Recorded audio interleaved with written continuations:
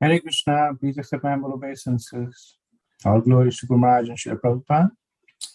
Thank you so much for joining on our ongoing discussions of Bhakti Shastri. So we'll start with Manglachan. Om Namo Bhagavate Vasudevaya. Om Namo Bhagavate Vasudevaya. Om Namo Bhagavate Vasudevaya. Om Agyantimirandasya Dhyananjana Shalakaya Chakshurunmilitam Yena Tasmai Shri Gurave Namaha. Jaya Sri Krishna Chaitanya Prabhu Nityananda Sri Advaita Gadadara Srivasadi Gaura Bhaktavrinda. Hare Krishna Krishna Krishna Hare Hare Hare Rama Rama Rama Hare Hare. Mukham karoti vachanam pangam langyate gatim yat kripatamaham vande Shri Guru Dinakaranam Paramanandam Madhavam. Hare Krishna. So we had a break for a week, and today we will resume our discussion on the 4th chapter of the Bhagavad Gita. Before doing that, however, I wanted to have an overarching discussion about karma, because I see a lot of questions coming up, and there is some confusion in terms of terminology, contextual references. So we'll spend a few minutes talking about it, just explaining what the different terms are, and then I'll pause for any question answers, and then you proceed to the 4th chapter. So let me share my slide with you. Share screen.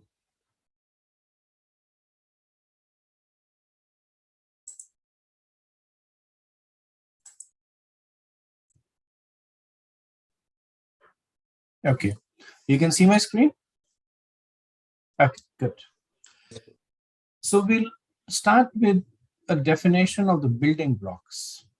And essentially what we'll see is that how these building blocks frequently juxtaposed come in conjunction with one another to qualify and basically give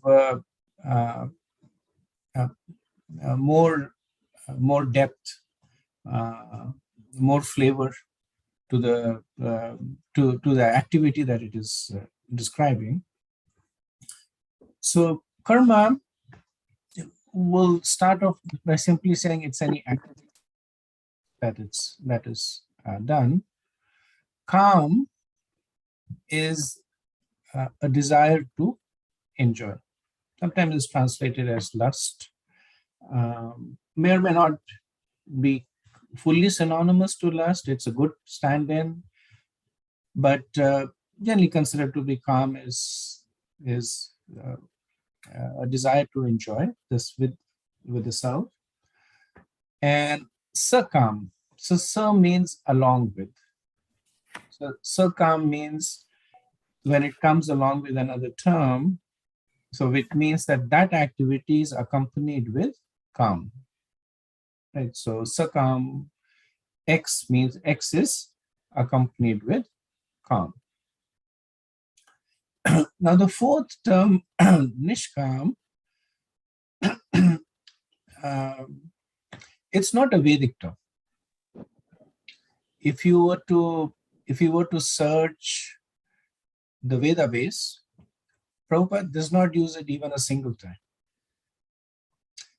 If you look at the Bhagavad Gita, look at the scriptures, you will not find nishkam. very few acharyas, there's only one acharya who uses that once, otherwise it's not used. Within ISKCON, it somehow became popular. More so because at some point, somebody teaching the Bhagavad Gita decided to use the term. And then it basically became popular there. So it's used, so the connotation with which it is used is without a desire to enjoy. Kam being a desire to enjoy, nish means without, so without a desire to enjoy. But again, I do want to bring this to your attention, because we're doing Bhakti Shastri, we want to be pakka with the terms. It's not a Vedic term. It's consider it to be more colloquial. Okay. Then yoga means union with the transcendence. Right. So it said yoga at some point is like yoke. So yoke is basically an English word that is derived from yoga, which means putting two things side by side, connecting them. So the yoke that goes over the bulls when they are plowing. So it basically connects them side by side. So yoga means union with the transcendence. Now, the important thing to note is yoga does not necessarily mean connecting to Krishna. It could be the Brahman, could be Paramatma, or it could be Krishna. So unless yoga is further qualified, it's by its usage, it basically indicates anything that is transcending material, right? So that's the understanding of yoga. Now, Gyan.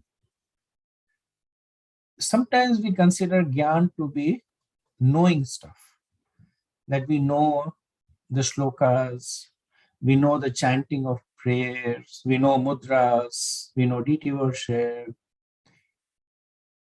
That's not really Gyan. It may be the results of Gyan, but essentially Gyan means knowledge of Atma. And Atma itself, we discussed this in one of the earlier classes, Atma itself could refer to either the spirit soul or the super soul, Paramatma, or to Krishna. Right? So it's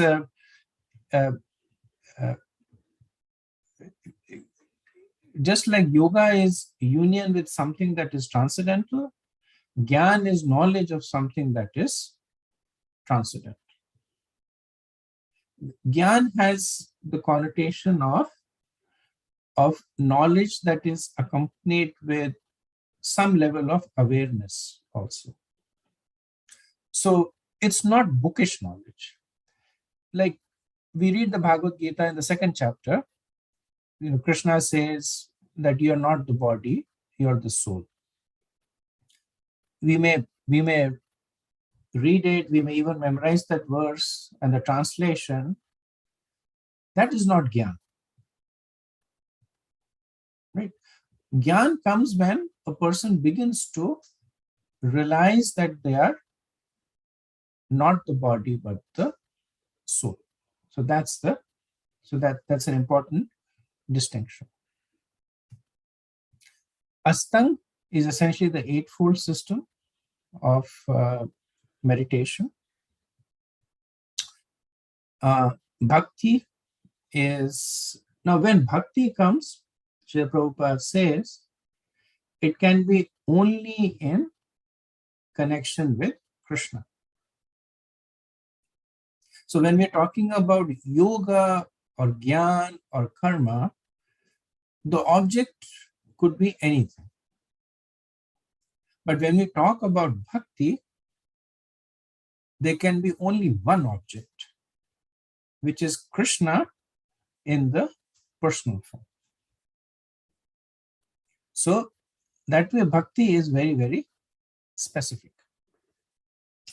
And kanda is essentially a chapter or section, like we say karma kanda. So like in Ramayana, right, we have Sundar Kand, we have Ayodhya Kand. So what it refers to? It essentially refers to a collection of chapters. So there is a set of chapters in the Vedas that talk about fruitive activities. They are known as karma kanda, right? So kanda is essentially the either a chapter or a collection of chapters. So I'll share this slide with you. So important to get these terms burnt into our consciousness, so that whenever it is used, we are able to relate back to its definition and identify if this is a proper or improper application. Okay, so we have a couple of questions, and I'm trying to think. So maybe if the devotees can hold the question, I just want to keep the continuity, and we'll take the question just after we go to the next slide. So now we are talking about the real subject at hand, which is all about karma. So initially we gave a generic definition of karma is activity. Now Krishna, he says in the 4th chapter, we'll see that, and the Vedas say that there are 3 categories of karma. So we begin from the bottom of the ladder, vikarma. So what is vikarma?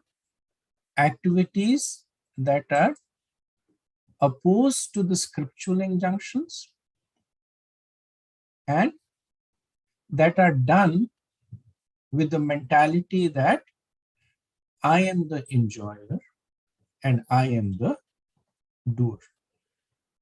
So in the 16th chapter, Krishna spells it out more clearly. He says, "Your Shastri vidim utsrajya vartate kam karata nasasiddhim avapnoti na sukham na paramgati."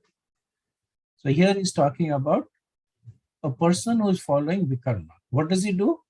Your Shastra vidim utsrajya, that he discards scripture injunctions. So then what determines his actions? Vartate kam karata. That whimsically, today this is what pleases my senses, tomorrow this pleases my mind. And consequence, nasasiddhim avapnoti, no perfection, na sukham na paramgati, no happiness, no supreme destination. So 3 things are there that establish this as vikarma. We see the fact that the person is acting whimsically, neglecting the scriptures.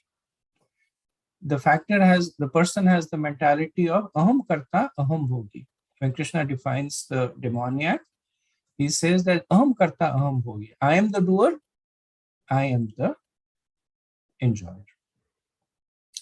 What is the destination for these people? That either they go to hellish planets or to go to lower forms, or both. They first suffer in hellish planets and then they go to the lower forms and gradually elevate themselves after many, many births, going through the 8.4 million species. Then gradually they reach the human form. Yeah. And vikarma is relatively easy to understand. For one, whether we like it or not, we have personal experience with it. So we can relate to it. We see a lot of it around us. And its definition is simple. There is the scriptures, you reject it. Act whimsically. Every activity that you do, aham karta, that I am the doer. Fruits of the activity, aham bhogi, I am the enjoyer. Okay. Now we come to sakam karma. So in the previous slide, we looked at vikarma. Vikarma had three characteristics: rejecting the scriptures, the doer mentality, and the enjoyer mentality. In sakam karma, one of them is different now. So the person does not reject the scriptures, but acts according to the scriptures. Right? Krishna says that tasmat cha shastram pramanam te karikarya vivastitu gyatva shastra vidhanoktam karma kartum yaharasi. So one understands what is the duty and what is not. How? Gyatva shastra vidhanoktam. By the knowledge that is given in the scriptures.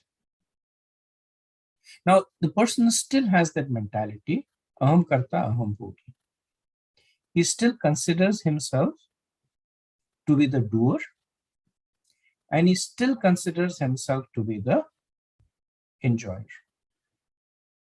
But all the activities that he is trying to do is according to the scriptural injunctions.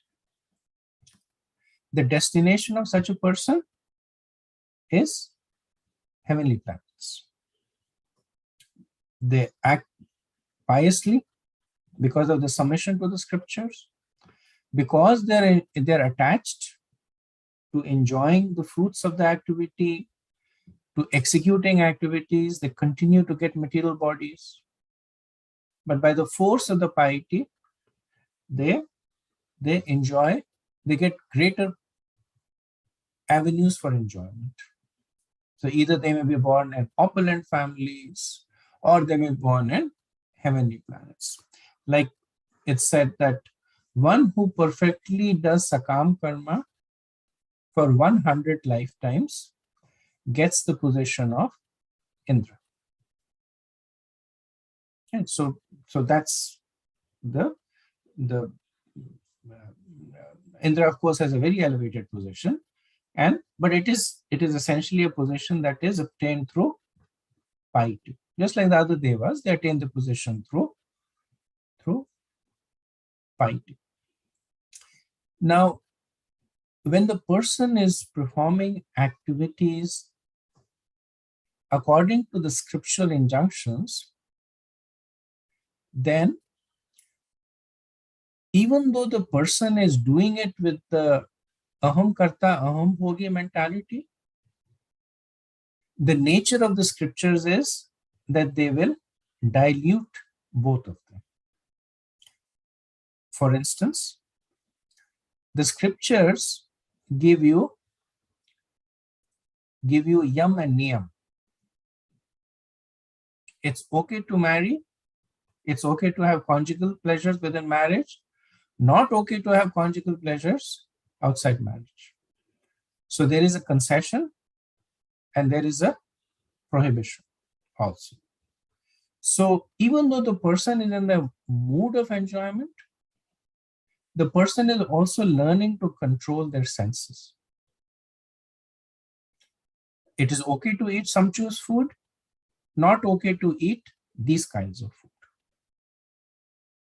It is okay to have wealth, but not okay to not give charity, right? So by following the injunctions of the scriptures, these two conceptions they get automatically weakened because the person does it over and over again. Person gets rewarded. The thing with piety is it gets rewarded very quickly. You don't even have to wait for the next lifetime. You start seeing it in that very lifetime. So it starts getting rewarded. They develop attraction to it. They develop attraction to following the scriptural injunction. Person earns money and says, okay, I have $100. I'm the enjoyer. But the scriptures say no. Out of this, $20 is meant for charity. So now the person may still have a mood of enjoyment, but he has also developed a mood of detachment, partial detachment. The person, Prabhupada gives this example in the purport in the second chapter, that a brahmana will still take a bath early morning in winter, and a housewife will still cook in the kitchen in the heat of the summer. So what does it mean? That they are putting their duty above their natural enjoyment. So both these mentalities are getting weaker. I am the enjoyer, I am the doer, but they are still present. Now, another point to note is that there is nothing like Sakam Karma Yoga. Sometimes these terms are used, but it's an incorrect usage because there is no transcendence over here. Krishna in the form of Brahman or Paramatma or Bhagwan is not present over here. The motivation for the performer is material. So that's why it is Sakam, not Sakam Karma Yoga. It's just Sakam or Sakam Karma. Okay. So next term is Karma Yoga. Now, what we generally, teach as Nishkam Karma is actually Karma Yoga. So what do we have in Karma Yoga? In Karma Yoga, the person is detached from the performance, the fruits of the activity. The person is detached from the performance of the activity. And the person performs activities as per the scriptures. Right? So we had these three things: acting as per the scriptures, attached to the fruits, attached to the activity. So all three are crossed off, vikarma. One is crossed, one is checked, following the scriptures. Other two are there. It is sakam karma. All three checked, karma yoga. Following the scriptures, detached from the fruits of the activity, and detached from the activity. And we also noted that sakam karma makes one ready for karma yoga. Now, what does it mean to say that you're detached from the fruits of the activity? So this is a phrase that is used so often that it just loses its meaning. Sometimes we do that. We use phrase so often that I remember early on when I went to the ISKCON temple, some devotee came, said to me, chant and be happy. And that phrase blew me off. Just 4 words, chant and be happy. And I was looking at each and every word, chant and be happy, happiness, chanting, what does it mean? Over time, it just becomes, we just say, Prabhu, chant and be happy. It doesn't mean much to us also. Probably the other person has heard it 10 million times. It goes right over the, it doesn't have much impact. So similarly, this phrase, we say that one should be detached from the fruits of the activity, right? But uh, so let's assume I tell Ritesh Prabhu, from tomorrow onwards, you're going to be detached from the fruits of your activity. How will you do it? What does it mean? How does it translate to actionable item? Now Krishna explains it, right?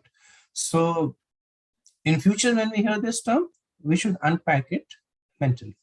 So when it is said that one is detached from the fruits of the activity, what it means is that the person is no longer impacted by the nature of the outcome. So you remember the concluding part of the second chapter, where Krishna says that one who is equipoised in happiness and distress, in success and failure, in heat and cold, right? That is saying that you're detached from the activity. Detached from activity doesn't mean that you cook a food and then after you cook it, you throw it out, saying I'm detached. No, you eat it, right? So you're doing an activity, you're cooking, the output of that, the end result is food. So you're cooking something and then you say, now I'm completely detached from the fruits of my activity. What is the fruits of your activity? The food that you cooked. Say, well, I'm detached, so let me throw it away. No, you still uh, uh, are allowed to partake of the fruits of your activity. But being detached means that you are not affected by it. If the dish comes out to be good or bad, you don't become happy or unhappy.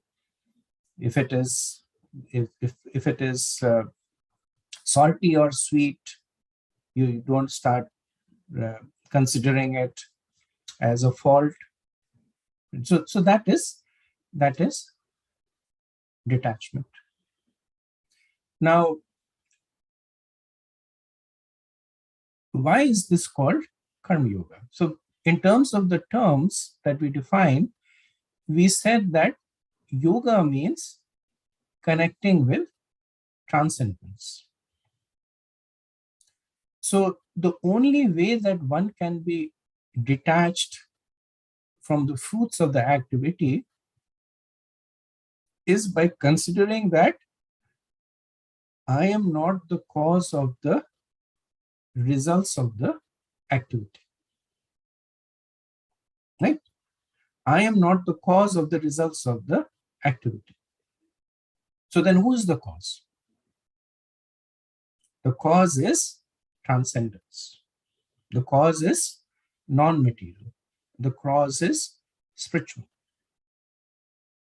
So that's why this is called karma yoga.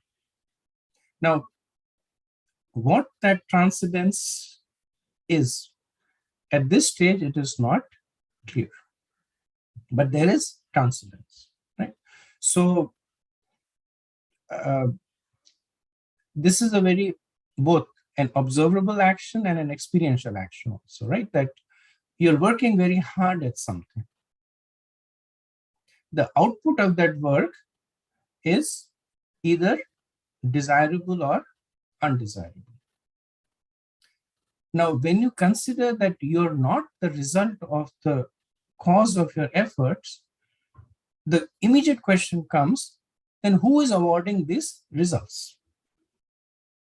And the person might say, it's because of my destiny. I work hard, but I'm still not successful. Why are you not successful? Fate, destiny,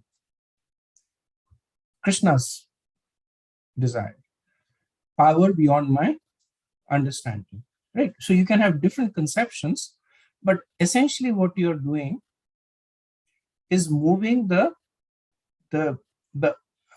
accountability of the fruits of the action from yourself to something that is spiritual. So now you see how it connects to one another. Because you do not consider yourself to be the cause of the fruits of your action, you become detached from it. So I work very hard, but I do not consider myself to be responsible for the fruits. So whether I succeed or I fail, I am unperturbed. So that is consequential, and this is causal. The cause is that the person does not consider himself to be the doer. He does not consider himself to be the enjoyer, because he's unaffected by the nature of the output. So now these three things have come together. And at this stage, we have what is called Karma Yoga. What's the destination of people who are practicing Karma Yoga? Typically, they go to Brahmajyoti because they do not have a clear conception of spirituality. So, for a person who has strong faith in the law of karma, that I worked hard but I failed because the law of karma is acting. Now, what is law of karma? Law of karma is the impersonal aspect of Krishna. There is a king who is a person, and then he sets up a rule book for the citizens. You do this, this happens to you, this good, you do this good thing, this is your reward, bad thing. That is the king. The person are being judged by what the king has said. But the king is not present personally. He is present through his rule book and laws. So in the 4th chapter, we'll see Krishna says that this thing, karma, has been set up by me. So it is Krishna, but in an impersonal form. So that gets us to Karma Yoga. Now, when one is performing Karma Yoga, and the conception of transcendence becomes more and more clear in terms of the personality of Krishna, then Karma Yoga becomes Bhakti Yoga. Because now Krishna is personally present over there. So in the 5th chapter, towards the end of the chapter, Krishna says this famous word, Yat Karoshi, Yat Asnashi, Yat Joshi. So he says that whatever you do, whatever you offer, you do it for me. Right? So this is, because Krishna is there, this is bhakti. But the motivation for acting is that you are inclined to do some activity. That's why Krishna goes, Yat Karoshi, Yat Asnashi, whatever you do. So the person is inclined to do something. After he does it, he offers it to Krishna. Right? So this is Karma Yoga transitioning over to Bhakti Yoga. Or you could say that this is Bhakti Mishra Karma. So when you say something like X Mishra Y, then there is a predominance of Y and a tinge of X. Right? So when we say salt water, what does it mean? Salt water means that there is a glass of water and there's a pinch of salt. So when we say Bhakti Mishra Karma, there's an abundance of karma and there's a pinch of bhakti.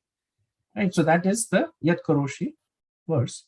Now in the 3rd chapter, Krishna gives a sneak preview of bhakti when he says, Mai Karvani Sarvani, Sanyasaratma Chetasha, Nirasi Nirmamo Bhutva Yuddhasva Viktichara.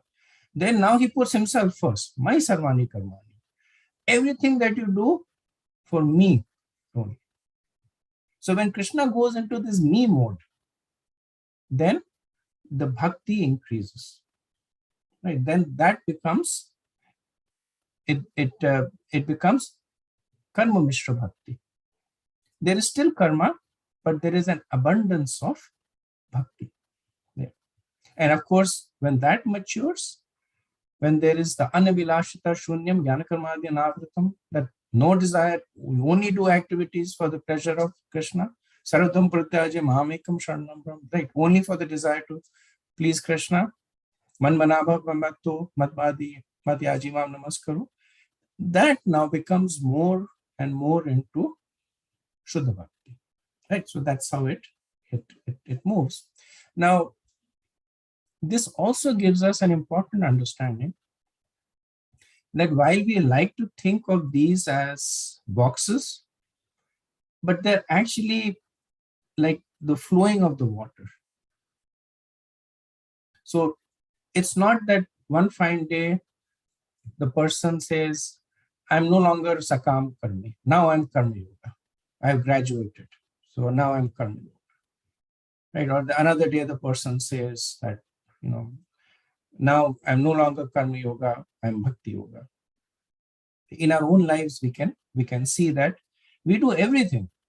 We do Vikarma, we do Sakam Karma, we may be doing Karma Yoga, and we're trying to do Bhakti Yoga also. Right? So the reason these terms are explained so that we understand what they stand for clearly. But not that they are discrete, disparate stages. Right? It's more like it's a flowing river, and it kind of changes based on the consciousness of the performer. So this is a good point for me to stop. I think I may have given you a lot of information. I wanted to give it in one chunk because they're so closely related to one another. But please feel free now for any questions or clarifications. And we can start with Rajiv Sham Prabhu. Prabhu, yeah, I think that Karma Yoga slide, I think the only thing that we saw was the title. We did not see the bullet points. I think you briefly showed those bullet points. So if you can send us that slide, that would be nice. The one question that I had was related to Jnana. You mentioned, if I captured it correctly, Jnana is realization of knowledge, and that knowledge is of the soul. So what is Vijnana in that sense? I thought Vijnana was realization, but maybe I'm wrong. You're right. Gyan is often used interchangeably with Vigyan, right?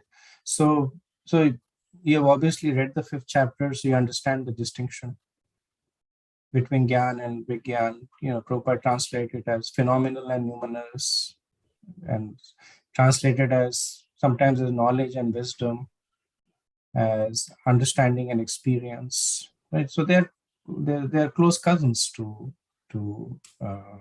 one another. But in the context that we are using it, and we will use this at several points, Gyan is knowledge of the soul at an experiential level. So we know there is a soul. How much is it at an experiential level? We don't have it. How often do we actually consider ourselves to be spirit soul? Not very often. Right? So the object of Gyan, so you said it's Atma, which is partially correct. The object of the Gyan is not just the soul. It could be the super soul, or it could be Krishna. Right? So non-material. Just like yoga means attachment to something that is spiritual. Could be anything. Similar definition also applies for jnana. Okay, so we have Chaitanya Ras, Prabhu. Hare Krishna Prabhu. I was little confused when we said for Karma Yoga, the destination is Brahma Jyoti. My understanding was, I don't know if it was Gyanis or their destination was the Brahma Jyoti, who are more focused on the Brahman effulgence, not so much as the personal form. The Karma Yogis are following the scriptures, which again point towards the lotus feet of Krishna, the scriptures. So how is their destination at Brahma Jyoti and not the lotus feet? So if the Karma Yogis are following the scriptures that points them to the lotus feet of Krishna, then it's not Karma Yoga anymore. What is it then? Bhakti. Bhakti Yoga, right? Yeah. Right. But however, if they're following it without this conception of attachment to Krishna's personal form, then they're attached to the impersonal form. Oh, okay. Right. Because it is still spiritual, but not Krishna's personal form. Personal form. Okay. Makes sense. Okay. Thank you, Prabhu. Okay. Gayatri Mataji? Hare Krishna. I'm driving. Is it okay for me not to turn on the camera? Sure, Mataji, as long as you're driving safely. Yeah. So my question is very similar to the previous question. However, I would like, to ask more details. So in the first six chapters of Bhagavad Gita, I checked that Krishna doesn't use the word Bhakti Yoga or Bhakti at all. However, what I understood from the Sanskrit, Krishna is talking, he's advertising Karma Yoga too. And now you're saying that Karma Yoga is a path to the Brahma Jyoti. So, I understand that Prabhupada, when he comments, he uses the word Bhakti Yoga a lot. However, Krishna, in his words, in Sanskrit, there is no such a word combination as Bhakti Yoga. At least I checked the first chapters. So how is that Krishna talks about Karma Yoga, not Bhakti Yoga? And now you're saying that it's a path that leads to Brahma Jyoti. So does it mean that Krishna advertises path to this light instead of his own kingdom? He does, not because it is the optimal path, but remember we had these discussions about why are the Vedas so variegated? Why do they have so many different paths, all the way from animal sacrifice to pure devotion service? Why didn't Krishna simply condense the Vedas into one line? That surrender unto me, right? That would be the end of the Vedas. Because different people have different swabhav, different propensities. Not everybody can take to Shuddha Bhakti. Look at ourselves, right? We know the philosophy. How many of us are executing pure devotional service? We are not. Now, does that mean there is no hope for us? Does that mean that there is no aspect of the scriptures that will speak to us? No. So Krishna reaches to everybody at their level. He's doing the same in Bhagavad Gita. First 6 chapters, he speaks to those who are inclined to karma. Last 6 chapters speaks to those who are inclined to jnana. Middle 6 chapters, those who are inclined to bhakti. But he also takes care to explain to us that which is the most superior. So even though he's giving us alternatives, but he's not saying that all of them are same. You go right or left or up or down, same destination. No, he's not saying that.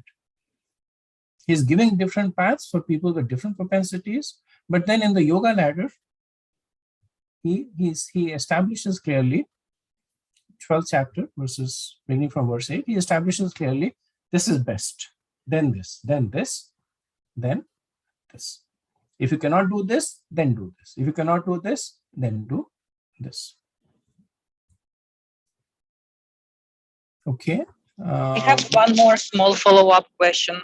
In the chapter number 5, when Prabhupada comments one of the verses, he says that going to Brahmajyoti is equal to spiritual suicide,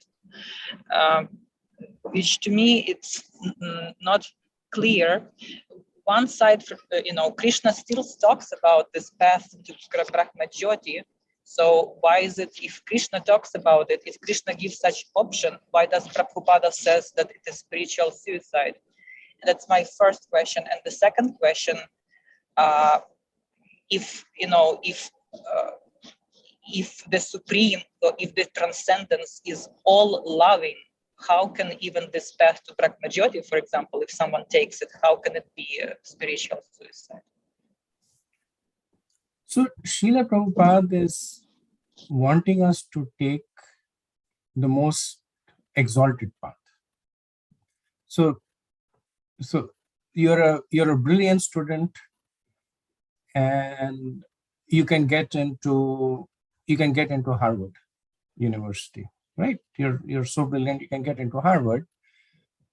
Now, for you to get into, I don't know, XYZ University, it's intellectual suicide. Another person who is barely able to make the grades, getting into XYZ University, is perfection for them. So that is why Srila Prabhupada, he is constantly guiding us towards the highest perfection. Those who are naturally inclined to this process, who take to the process of chanting, who take to the process of deity worship, they are those kinds of people who are destined to go to Harvard. But if for whatever reason they're getting attracted to XYZ, spiritual suicide for them. The second understanding is that Srila Prabhupada, he often talks about Mayavadis. He does not talk about Brahmavadis. There's a difference between the two. The Brahman destination is a very exalted destination. Think of it this way, that let's look at it from where we are now. Perform a huge amount of pious activities. Next month, you become rich or opulent. Perform a huge amount of prescribed activities. You go to heavenly planets. Then perform even more activities. Then you get elevated to position of Indra. Then perform a huge amount of control of senses, indulging in realizations. Then you go to Gyan-lok. Perform austerities, go to Tapalok, Brahmalok. From there you go to Brahmajyoti. So Brahmajyoti for us is there, very, very far away. But still, there are certain people who deny the existence of the personal form of Krishna, saying that God is only energy. And because God is energy, you can become God. Mayavadis. Person who take those understanding, they are truly committing spiritual suicide. Because what they're doing is, that they're trying to lose their personal identity and merge into some phantasmagorical notion that has no reality in it. And so that is also more frequent use of Prabhupada's term of spiritual society.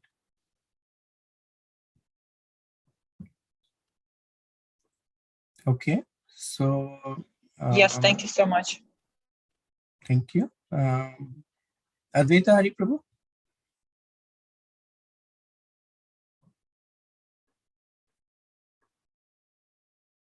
Okay, it's not there. So let's move on. Hare Krishna. Prabhu, yeah, just let other person ask the question. I'll ask at the last. Please call me at the last. Will do, Prabhu. Ajit Krishna Prabhu. Hare Krishna. Prabhu, sorry, I'll slow you.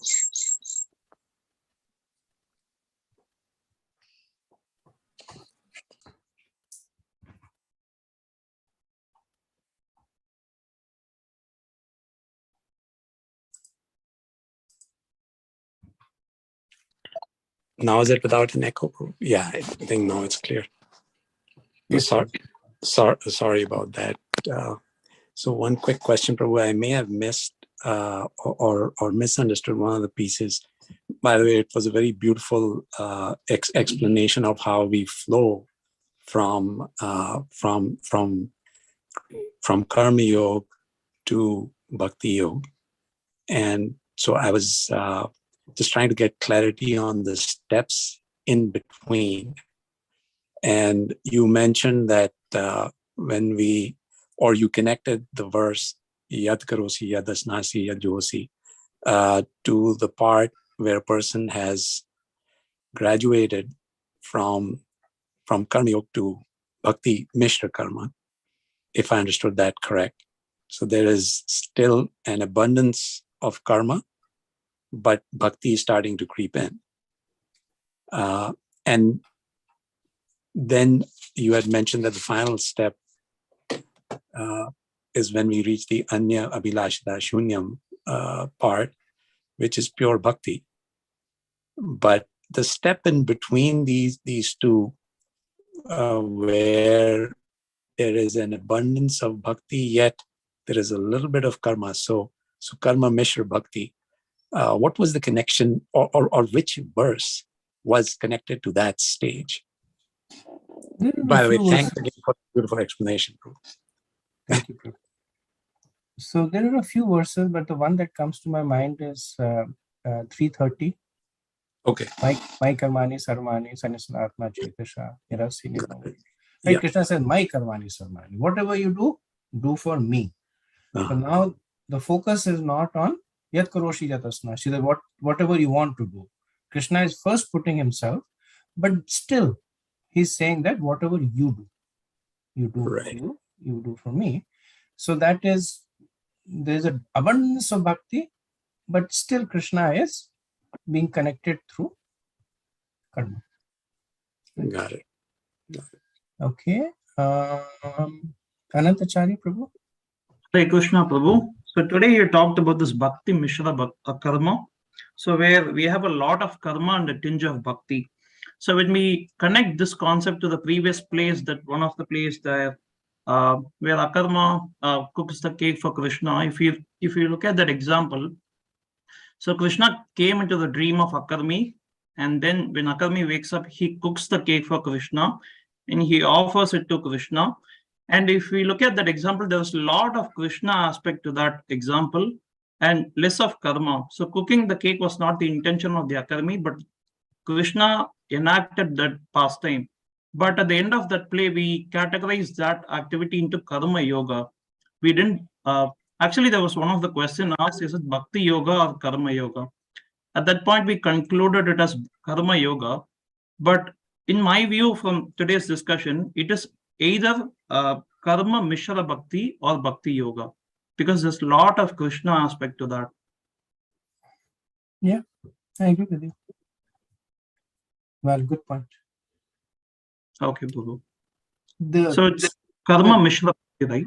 yes. So in bhakti also, it's not that bhakti is no activity. In bhakti, there is activity, but the motivation behind that activity is different. Right? So why do you chant? Chanting is an activity, right? Deity worship. Why do you do deity worship? It's an activity. But only because Krishna wants you to do. Krishna means Guru Krishna. Guru is same as Krishna, which means either Guru or Krishna says you chant. Only for the pleasure of Guru and Krishna, you are performing that activity. And so the 9 angas of bhakti that we do, Shravana Kirtana, Smarana Vandana. Why do we do that? Only because Krishna wants it. Anavilashita. Shunya. But at the same time, you have a job. You have a job because you have a propensity to work. That's your swabha. You're not at a point where you only perform one of the angas. Yet you're not Haridas Thakur. Well, you may be. I'm just giving a general example. That one may not be at that point where the person is just sitting and chanting and waiting for everything to come back. So the person has some attraction to do activities. But then activities are being linked to Krishna. How are they linked to Krishna? Who is giving me the fruits of the activity? Krishna is giving. Good or bad, desirable, undesirable, Krishna is giving me. Who tells me what are the activities? Krishna tells me what the activities. But I pick based on my swabha, the activities, right? So that is either Karma Mishra Bhakti or Bhakti Mishra Karma, depending on the consciousness of the person, right? So that's different. So that's what I was saying. If you look at our lives, we are performing Bhakti Yoga. We are chanting, we are doing deity worship, Bhakti Yoga, right? We are also following the 4 regulative principles. What do you think is the 4 regulative principles? If you do not follow the 4 regulative principles, you're performing vikarma. Right. So the following of the 4 regulative principles is getting us outside the stage of vikarma. So we are performing activities according to our swabha and then offering the results to Krishna. Right. So it is Karma Mishra or Bhakti Mishra that we are performing. Okay. Let's see. So we have only Advaita Hari. Are you okay to ask, Prabhu, or you still have? Yes. Okay. Thank you, Prabhu. Dhanyavad Pranam. Actually, I kind of forgot most of the questions, but I had few questions. Let me ask the first one. It is a little bit esoteric, maybe. So we know that the constitution of soul is basically Satchid Ananda, and the Chit element, it refers to a certain degree, obviously awareness or consciousness, but in some places I've heard basically it refers to the jnana also. So also you mentioned in your discussion that jnana basically is ultimately the realization or the degree of the realization that we have about the soul. So my question is, what exactly is the sharup of this jnana? Is it the consciousness? And as you mentioned, realization of soul. How does it manifest in our daily life? Our degree of realization about the soul. It manifests in our activities, Prabhu. That if you understand that you're not the body but the soul, then the activities that you will perform will be from the consciousness of the of this platform, that I am the soul. So if it proceeds further and you understand that not only are you the soul but also the eternal servant of Krishna, then the activities will manifest at that level. So it's not an abstract concept. Sometimes we think Gyan is knowing stuff. It's not an abstract concept. Gyan is knowing it and then acting on that platform. So unless we actually begin to manifest the realizations related to that gyan, it is not really considered as gyan. It may be considered as preliminary stages of gyan, as one devotee was sharing gyan vigyan. So they're kind of collapsed in one another. Gyan is just understanding, and vigyan is realizing that understanding. Yeah, that makes sense. So basically, not separating out gyan from activities, basically knowledge from activities. We should not do that. Basically, is it in the last 8 chapters, as Gayatri Mataji was mentioning, where Krishna talks about jnana? He, at that point also, in those chapters also, he talks about activities as far as the jnanis are concerned, or he doesn't touch upon the activity. He does. You're very right. So right from the fifth, in the 4th chapter, he will talk about this connection between Gyan and Vigyan. Right, and then 5th chapter, he will expand more on it. In beginning from 13th chapter, so 13th chapter, what does it begin? Well, not begin with, but verse 8 onwards, when Krishna is speaking about Vigyan, he's starting to talk about the qualities of the person. And he gives that long list of qualities. Now, knowledge is not knowing those qualities. It's not memorizing those list of qualities. Knowledge is manifesting those qualities. Right? That is where the definition of Gyan Vigyan is come. Right? So when you realize something, that when somebody tells me I am the soul, that is knowledge to me. When I begin to realize I am the soul, that actually is Vigyan or Gyan. That is the platform on which I am acting. Okay. So basically, so I understood. So basically, the way the Gyanis talk about Gyan, or the people who wants to follow Jnana Yoga, the way they talk about Jnana, which is basically, trying to understand themselves or understand the soul through meditation or not doing any activities, that is probably not completely correct. It's not completely incorrect also, Prabhu, because we are jumping ahead a little bit. See, as you're progressing on karma from Sakam to Karma Yoga, the knowledge component of your karma is increasing.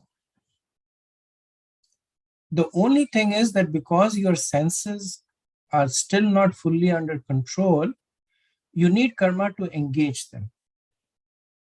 At a point when your karma, when your senses are so much in control that it does not need external engagement, then the karma becomes optional. Then you're stated at Gyan. Right? So I may have some understanding that I am the soul, but not a full understanding. So I still need to perform activities to keep my senses engaged. But as I perform my prescribed activities with detachment, that realization that I am not the body, I am the soul, becomes stronger and stronger. At some point, it matures to the level where I don't even have the need to perform activities. My tongue does not need engagement, my eyes, my mind does not need engagement. That is the beginning of Gyan Yoga. So that's why they say that, right? For Gyan Yoga, you should have control on your senses. That's only because you don't have that safety net of karma.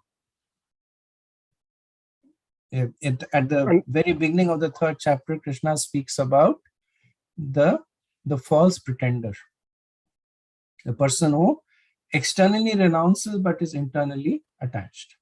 Right? So this is a person who has Gyan but no Vigyan. And because his senses are still seeking engagement, he will he has already fallen, not eventually, he's already fallen. We'll speak more about it when we do the 5th chapter. And Sure. I think in the interest of time, The last question, Prabhu, just one question. 4.17 actually mentions karma, vikarma, and akarma. So in your slides, basically, you didn't mention about akarma. Karma is basically shakam karma, and vikarma is also mentioned. But what about akarma? so I did not mention akarma because it's more of a term rather than just like nishkam is a term, akarma is a term. So Krishna uses many terms, right? He uses buddhi yoga also. In beginning from the 2nd chapter, he starts using buddhi yoga a few times. He uses 417. He uses with this you can understand what is vikarma, karma, and akarma. Important to see the context over there. So in the very next verse, he says the one who sees activity and inactivity and inactivity and activity, right? Then he's essentially trying to explain that what was the term actually meant there. So it's not that there is akarma yoga, or there akarma is a whole stage in itself. Krishna used a term, and or rather you will understand it when you read the verse and Prabhupada's commentary on it. Thank you, Prabhu. Hare Krishna. Okay. So for next week, if the respective groups can study the various sections of the 4th chapter, and I'm going to basically put it up on the screen.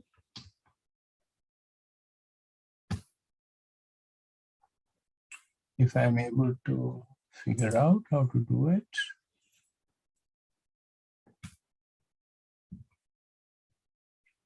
I'll send it to you also.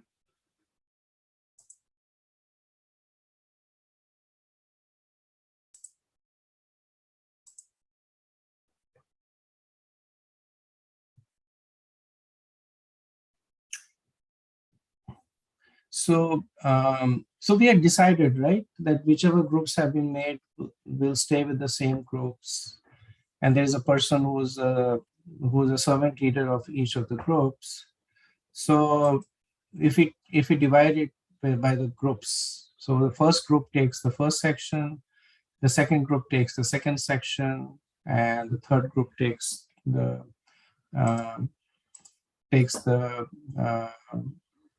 third section. Fourth section, a little long, but you have the fourth. I think we have 4 groups total, right? Yes, Prabhu. So the 4 groups can take these 4 sections. I can speak on I can summarize it after the 4 groups do the presentation. Is that okay? Okay, so each of the group leader can basically work with the respective groups in the document that I sent.